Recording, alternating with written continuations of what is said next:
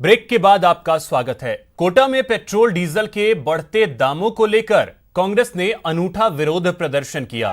कांग्रेसी कार्यकर्ताओं ने तांगे में बैठकर और रिक्शों में बाइक्स को रखकर साइकिल रैली निकाली। कार्यकर्ताओं ने ये रैली नयापुरा से कलेक्ट्रेट तक निकाली और केंद्र सरकार के खिलाफ विरोध प्रदर्शन कर पेट्रोल डीजल के दामों में कमी करने की मांग की। पेट्रोलियम मंत्री आदरणीय धर्मेंद्र प्रधान जी से आग्रह करूंगा कि वो शीघ्र से शीघ्र विश्व के अकॉर्डिंग जितनी यहाँ पर आवश्यकता है पेट्रोल की कीमतें कम करने की, कम से कम जब उन्होंने वादा किया था चुनाव के समय हम 35 रुपये का पेट्रोल और 28 रुपये का डीजल कर दें। अरे इतना मत करो, 50 रुपये कर दो, 60 रुपये कर दो। आपने इसको बढ़ा के 17 दिनों के अंदर 87 रुपये कर दिया। बीजेपी की संभाग स्तरीय वर्चुअल रैली 27 जून को आयोजित होगी। इस रैली को सफल बनाने के लिए नेता प्रतिपक्ष गुलाब चंद कटारिया ने उदयपुर संभाग का दौरा शुरू किया। इसी कड़ी में उदयपुर शहर और देहात की भी बैठक आयोजित की गई। बैठक में सोशल डिस्टेंसिंग के साथ साथ कोविड प्रोटोकॉल की पालना की गई, तो वहीं वर्चुअल रैली में ज्यादा से ज्यादा लोगों को जोड़ने की अपील की गई।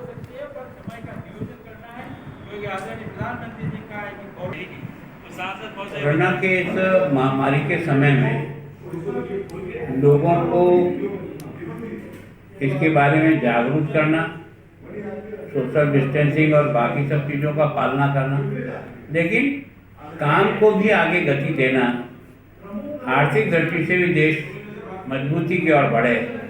और इसलिए केंद्र सरकार के 1 वर्ष के बाद भारतीय जनता पार्टी सोचा कि इस 1 वर्ष में हमने क्या किया, जनता के सामने कम से कम अपनी रिपोर्ट पेश करें। उसके लिए वर्चुअल रैली का सहारा लिया। अलवर जिले के रामगढ़ कस्बे से एक मजबूर पिता की संदिग्ध मौत की खबर सामने आई। लगभग 2 साल से छेड़खानी से परेशान एक नाबालिग ने अपने पिता को आपबीती बताई, जिस पर लड़की के घर वालों ने छेड़छाड़ करने वाले शख्स और उसके परिजनों को समझाया बुझाया, पर समझने के बदले लड़के और उसके घर वालों ने लड़की के परिवार वालों को धमकाना शुरू कर दिया। बुधवार सुबह लड़की के पिता का शव पेड़ से लटका मिला। लड़की के परिजनों ने लड़के और उसके परिजनों पर हत्या का आरोप लगाया। आज से 1-1.5 साल से एक घटना चली आ रही है।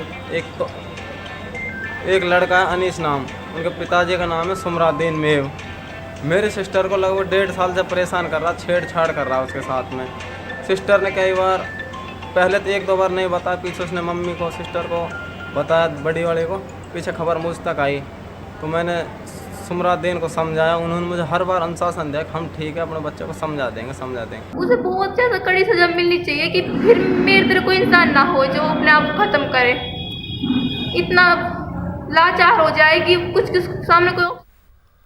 पाकिस्तान से आ रही टिड्डियों ने श्रीगंगानगर जिले में कहर बरपाया हुआ है। पिछले 3 दिनों से जिले के सीमावर्ती क्षेत्र अनूपगढ़ और घड़साना में टिड्डियों ने किसानों की फसलों को पूरी तरीके से चट कर दिया है।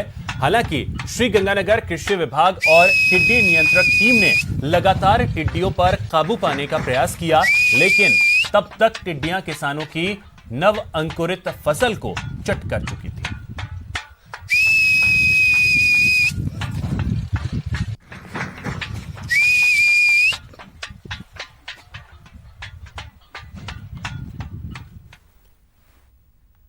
चलिए आपको एक बड़ी खबर बताते हैं। मरुधरा में मॉनसून ने दस्तक दे दी है।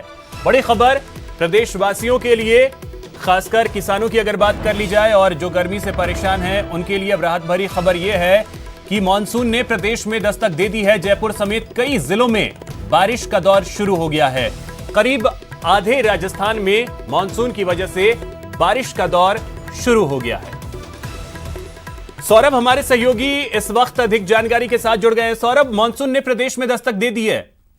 जी बिल्कुल, जिस बात का इंतजार कल से किया जा रहा था कि आखिर मानसून कब तक प्रदेश में प्रवेश करेगा, तो अब से कुछ देर पहले ही मौसम विभाग ने स्पष्ट कर दिया है कि मानसून ने प्रदेश में प्रवेश कर लिया है। ना सिर्फ प्रवेश किया है बल्कि मानसून ने करीब राजस्थान के आधे क्षेत्र को कवर भी कर लिया है। तो ये बहुत बड़ी बात है, क्योंकि आमतौर पर इतनी जल्दी इतने बड़े क्षेत्र को कवर नहीं करता। तो ये पश्चिमी राजस्थान के कई इलाकों तक मानसून ने जो है वो कवर कर चुका है। और मैं आपको बता दूं कि इसके अलावा राजस्थान के अलावा कई दूसरे राज्यों में भी मानसून पहुंचा है। लेकिन ये बहुत बड़ी खबर है, क्योंकि देखिए मौसम विभाग ने पहले जिस प्रकार की संभावनाएं जताई थी कि 25 जून तक मानसून जो है वो प्रदेश में प्रवेश कर सकता है, और लेकिन आज एक दिन पहले मानसून जो है वो प्रदेश में प्रवेश कर लिया। और इसके साथ ही झमाझम बारिश का दौर खासतौर पर दक्षिण राजस्थान के कुछ इलाकों में देखने को मिल रहा है। मौसम विभाग का कहना है कि अगले 2-3 दिनों में, क्योंकि जिस प्रकार से मानसून एक्टिव लगातार बना हुआ है, तो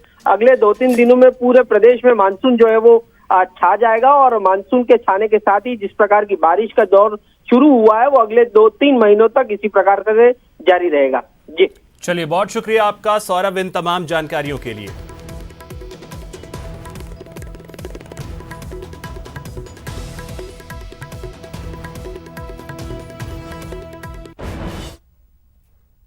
तो फिलहाल इस बुलेटिन में इतना ही। नमस्कार।